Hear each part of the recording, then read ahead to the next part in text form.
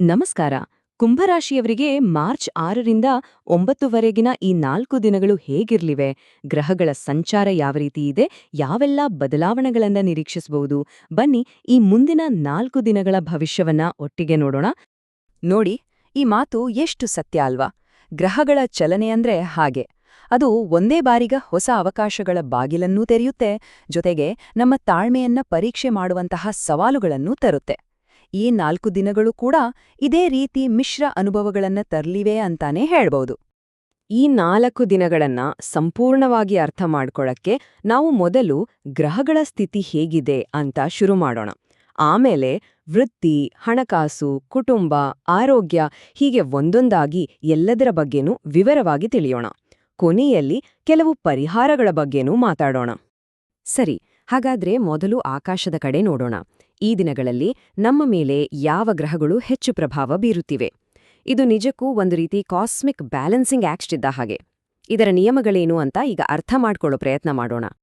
ಇಲ್ಲಿ ಒಂದು ಇಂಟ್ರೆಸ್ಟಿಂಗ್ ವಿಷಯ ಏನಂದ್ರೆ, ಈ 4 ದಿನಗಳಲ್ಲಿ ಒಂದೊಂದು ದಿನವೂ ಒಂದೊಂದು ಗ್ರಹದ ಪ್ರಭಾವ ಹೆಚ್ಚಾಗಿರುತ್ತೆ. ಶುಕ್ರವಾರ ಶುಕ್ರನ ಸಕಾರಾತ್ಮಕ ಶಕ್ತಿಯಿಂದ ದಿನ ಶುರುವಾಗುತ್ತೆ. ಆದ್ರೆ ಶನಿವಾರ ಬರ್ತಿದ್ದ ಹಾಗೆ ಶನಿಯ ಶಿಸ್ತು ಎದುರಾಗತ್ತೆ. ಭಾನುವಾರ ಚಂದ್ರ ನಮ್ಮ ಭಾವನೆಗಳ ಮೇಲೆ ಪ್ರಭಾವ ಬೀರ್ತಾನೆ. ಸೋಮವಾರದ ಹೊತ್ತಿಗೆ ಎಲ್ಲದಕ್ಕೂ ಒಂದು ಸ್ಪಷ್ಟತೆ ಸಿಗೋ ಸಾಧ್ಯತೆ ಇದೆ. ಈ ಅವಧಿಯಲ್ಲಿ 2 ದೊಡ್ಡ ಗ್ರಹಗಳ ಪ್ರಭಾವ ಇದೆ. ಇದನ್ನ ಒಂದು ರೀತಿ ತಕ್ಕಡಿಯ ಹಾಗೆ ಅಂದ್ಕೊಳ್ಬೋದು.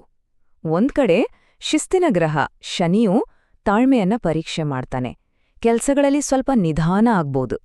ಆದ್ರೆ ಇನ್ನೊಂದ್ ಕಡೆಯಿಂದ ಜ್ಞಾನದ ಕಾರಕನಾದ ಗುರು ಧೈರ್ಯ ಮತ್ತು ಆತ್ಮವಿಶ್ವಾಸವನ್ನ ಕೊಟ್ಟು ದಾರಿ ತೋರಿಸ್ತಾನೆ. ಹಾಗಾದ್ರೆ ಶನಿ ಮತ್ತು ಗುರುವಿನ ಈ ಆಟ ನಮ್ಮ ಕೆಲಸದ ಮೇಲೆ ಅಂದ್ರೆ ವೃತ್ತಿ ಜೀವನದ ಮೇಲೆ ಹೇಗೆ ಪರಿಣಾಮ ಬೀರಬಹುದು? ಇದು ಜವಾಬ್ದಾರಿಗಳು ಜಾಸ್ತಿಯಾಗುವ ಸಮಯ, ಆದ್ರೆ ಅದೇ ಜವಾಬ್ದಾರಿಗಳಿಂದ ಮನ್ನಣೆ ಸಿಗುವ ಸಮಯ ಕೂಡ ಹೌದು. ವೃತ್ತಿ ಜೀವನದಲ್ಲಿ ಕೆಲಸದ ಒತ್ತಡ ಸ್ವಲ್ಪ ಜಾಸ್ತಿ ಆಗ್ಬಹುದು, ಆದ್ರೆ ಅದನ್ನ ಒಂದು ಹೊರೆ ಅಂತ ಅಂದ್ಕೋಬೇಡಿ. ಇದು ತಮ್ಮ ಸಾಮರ್ಥ್ಯವನ್ನ ತೋರಿಸೋಕೆ ಸಿಕ್ಕ ಒಂದು ಒಳ್ಳೆ ಅವಕಾಶ. ಮೇಲಧಿಕಾರಿಗಳ ಗಮನ ನಿಮ್ಮ ಮೇಲಿರುತ್ತೆ, ಹಾಗಾಗಿ ಶ್ರಮಕ್ಕೆ ತಕ್ಕ ಪ್ರತಿಫಲ ಖಂಡಿತ ಸಿಗುತ್ತೆ. ವ್ಯಾಪಾರದಲ್ಲಿರುವವರಿಗೆ ಹಳೆ ಸಂಪರ್ಕ ಒಂದು ಹೊಸ ಅವಕಾಶ ತರಬಹುದು. ನೆನಪಿಡಿ, ಭಾನುವಾರದ ಮೀಟಿಂಗ್ ಇದ್ರೆ ಆತ್ಮವಿಶ್ವಾಸ ತುಂಬಾ ಮುಖ್ಯ. ಸೋಮವಾರ ಒಂದು ಚಿಕ್ಕದಾದ್ರೂ ಮಹತ್ವದ ಯಶಸ್ಸು ಸಿಗುವ ಲಕ್ಷಣಗಳಿವೆ. ಸರಿ, ಈಗ ಹಣಕಾಸಿನ ವಿಚಾರಕ್ಕೆ ಬರೋಣ. ಇಲ್ಲಿ ಸ್ವಲ್ಪ ಮಿಶ್ರ ಫಲ ಇದೆ ಅಂತ ಹೇಳ್ಬಹುದು.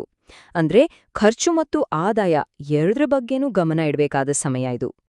ಈ ಆರ್ಥಿಕ ಸಮತೋಲನವನ್ನ ನೋಡಿ. ಒಂದು ಕಡೆ ಕುಟುಂಬಕ್ಕೋಸ್ಕರ ಅನಿರೀಕ್ಷಿತವಾಗಿ ಒಂದಿಷ್ಟು ಖರ್ಚು ಆಗ್ಬಹುದು, ಆದ್ರೆ ಇನ್ನೊಂದು ಕಡೆ ತುಂಬಾ ದಿನಗಳಿಂದ ಬರಬೇಕಿದ್ದ ದುಡ್ಡು ಕೈ ಸೇರೋ ಸಾಧ್ಯತೆನೂ ಇದೆ. ಹಾಗಾಗಿ ಹಣದ ನಿರ್ವಹಣೆಯಲ್ಲಿ ಸ್ವಲ್ಪ ಜಾಗರೂಕತೆ ಇರೋದು ಒಳ್ಳೆಯದು. ಹಾಗಾಗಿ ಈ ಸಮಯದಲ್ಲಿ ಒಂದು ಮುಖ್ಯವಾದ ಪಾಠ ಅಂದ್ರೆ ಹೂಡಿಕೆ ಮಾಡುವಾಗ ಆತುರ ಬೇಡವೇ ಬೇಡ. ಯಾಕೆಂದ್ರೆ ಶನಿಯ ಪ್ರಭಾವದಿಂದಾಗಿ ಕೆಲವು ವಿಷಯಗಳು ಸ್ಪಷ್ಟವಾಗಿ ಕಾಣದೇ ಇರಬಹುದು. ಹಾಗಾಗಿ ಯಾವುದೇ ನಿರ್ಧಾರ ತಗೊಳ್ಳೋ ಮುಂಚೆ ಆಳವಾಗಿ ಯೋಚನೆ ಮಾಡಿ ಮುಂದುವರಿಯಿರಿ. ಹಣಕಾಸಿನ ವಿಚಾರ ಆಯ್ತೋ, ಈಗ ನಮ್ಮ ಸಂಬಂಧಗಳ ಕಡೆ ಗಮನ ಹರಿಸೋಣ. ಯಾಕೆಂದ್ರೆ ಗ್ರಹಗಳ ಪ್ರಭಾವ ನಮ್ಮ ವೈಯಕ್ತಿಕ ಜೀವನದ ಮೇಲೂ ಇರತ್ತೆ ಅಲ್ವಾ? ಹಾಗಾದ್ರೆ ಕುಟುಂಬದಲ್ಲಿ ವಾತಾವರಣ ಹೇಗಿರ್ಲಿದೆ? ಕುಟುಂಬದಲ್ಲಿ ಶುಕ್ರವಾರ ಯಾವುದೇ ಮುನಿಸಿದ್ರೂ ಅದನ್ನ ಮಾತಾಡಿ ಸರಿ ಮಾಡ್ಕೊಳ್ಳೋಕೆ ಒಳ್ಳೆ ದಿನ. ಆದ್ರೆ ಶನಿವಾರ ಸ್ವಲ್ಪ ತಾಳ್ಮೆ ಬೇಕು, ಅದ್ರಲ್ಲೂ ಮನೇಲಿರೋ ಹಿರಿಯರ ಜೊತೆ ಮಾತಾಡುವಾಗ. ಈ ಸಮಯದಲ್ಲಿ ಸಂಗಾತಿಯ ಬೆಂಬಲ ಬಹಳ ಮುಖ್ಯವಾಗುತ್ತೆ. ಮಕ್ಕಳ ಜೊತೆ ಕಳೆಯುವ ಸಮಯ ಮನಸ್ಸಿಗೆ ನೆಮ್ಮದಿ ಕೊಡುತ್ತೆ. ಸೋಮವಾರ ಕುಟುಂಬದಲ್ಲಿ ಒಂದು ಪ್ರಮುಖ ವಿಷಯ ಚರ್ಚೆಗೆ ಬರುವ ಸಾಧ್ಯತೆ ಇದೆ. ಇನ್ನು ಆರೋಗ್ಯದ ವಿಷಯಕ್ಕೆ ಬಂದಾಗ ಇಲ್ಲಿ ಮುಖ್ಯವಾಗಿ ಗಮನಿಸಬೇಕಾಗಿರೋದು ಮನಸ್ಸು ಮತ್ತು ದೇಹದ ನಡುವಿನ ಬ್ಯಾಲೆನ್ಸ್. ಯಾವುದೇ ದೊಡ್ಡ ಆರೋಗ್ಯ ಸಮಸ್ಯೆಗಳು ಕಾಣಿಸಲ್ಲ, ಆದ್ರೂ ಈ ಸಮತೋಲನವನ್ನ ಕಾಪಾಡಿಕೊಳ್ಳೋದು ತುಂಬಾನೇ ಮುಖ್ಯ. ಹಾಗಾದ್ರೆ ಈ ಬ್ಯಾಲೆನ್ಸ್ ಕಾಪಾಡಿಕೊಳ್ಳೋದು ಹೇಗೆ? ಇಲ್ಲಿ 3 ಸಿಂಪಲ್ ಟಿಪ್ಸ್ ಇದೆ. ಮೊದಲನೇದಾಗಿ, ಕೆಲ್ಸದ ಒತ್ತಡ ಎಷ್ಟೇ ಇರ್ಲಿ ದೇಹಕ್ಕೆ ಬೇಕಾದಷ್ಟು ವಿಶ್ರಾಂತಿಗೆ ಹೆಚ್ಚು ಆದ್ಯತೆ ಕೊಡಿ. ಎರಡನೆಯದು, ಕೆಲವೊಮ್ಮೆ ಬರುವ ಮಾನಸಿಕ ಒತ್ತಡವನ್ನ ತಾಳ್ಮೆಯಿಂದಲೇ ನಿಭಾಯಿಸಿ.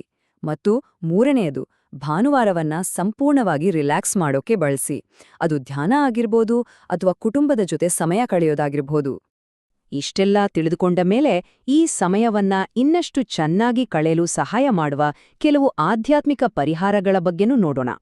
ಇವು ಮನಸ್ಸಿಗೆ ಶಾಂತಿ ಮತ್ತು ಗಮನ ಕೊಡೋಕೆ ಸಹಾಯ ಮಾಡ್ತವೆ.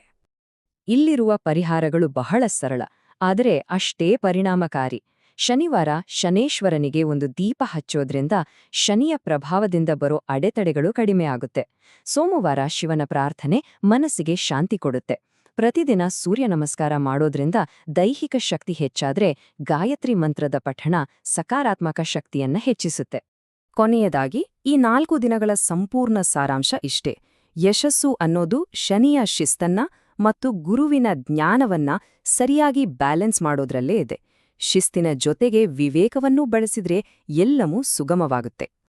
ಹಾಗಾದ್ರೆ ತಾಳ್ಮೆಯನ್ನೇ ದಾರಿದೀಪ ಮಾಡಿಕೊಂಡು ಆತ್ಮವಿಶ್ವಾಸವನ್ನೇ ಜೊತೆಗಿಟ್ಕೊಂಡು ಮುನ್ನಡೆದ್ರೆ ಯಾವೆಲ್ಲ ಹೊಸ ದಾರಿಗಳು ತೆರೆದುಕೊಳ್ಬೋದು ಅಲ್ವಾ? ಇದ್ರ ಬಗ್ಗೆ ಯೋಚಿಸಿ. ಧನ್ಯವಾದಗಳು.